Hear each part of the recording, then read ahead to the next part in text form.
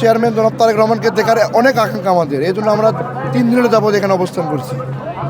হ্যাঁ, যে এখানে আজকে কত লোকের সমাগম হতে পারে বলে আপনি ধারণা? এখানে 50 লক্ষের অধিক জনগণের সমাগম হবে এখানে ইনশাল্লাহ। এদেরকে কাছ থেকে দেখার একটা আশা এবং আকাঙ্ক্ষা, যদিও আমরা এই লক্ষ লক্ষ জনতার ভিতরে তাকে দেখতে পারবো না, তারপরেও আমাদের ভিতরে একটা অনেক আশঙ্কা কাজ করতেছে দেখার জন্য।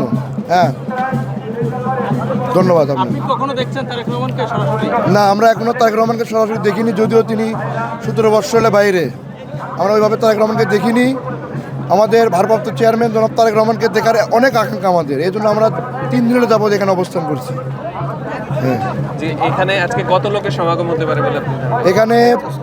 এখানে 50 লক্ষের অধিক জনগণের সমাগম হবে এখানে ইনশাল্লাহ, 50 লক্ষের অধিক ইনশাল্লাহ। যেমনটা জানানো হয়েছিল মির্জা ফখরুল ইসলাম আলমগীরের জি, পক্ষ জি। থেকে যে যেদিন তারেক রহমান আসবেন সেদিন একটা ছোটখাটো ভূমিকম্পের মতন হবে, সেটা কি অনুভব করছেন? আমরাও সেটা সকাল থেকে অনুভব করছি এবং সারাদিন এখনো আছেই। আমরা সকাল থেকে এটা অনুভব করতে পারছি,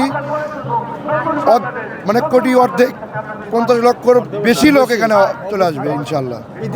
ইতিমধ্যে অবস্থান করে সবাই আছে এখানে, এবং আমরা আশা রাখি দেশ নায়ক জনাব তারেক রহমান বাংলাদেশে এসে আগামী যে নির্বাচন হবে সেই নির্বাচনে বিপুল ভোটে জয়যুক্ত হয়ে তিনি প্রধানমন্ত্রী হবে ইনশাল্লাহ। আমরা এই আশা, বগুড়াবাসী থেকে আমরা এই আশা প্রত্যাশা করি।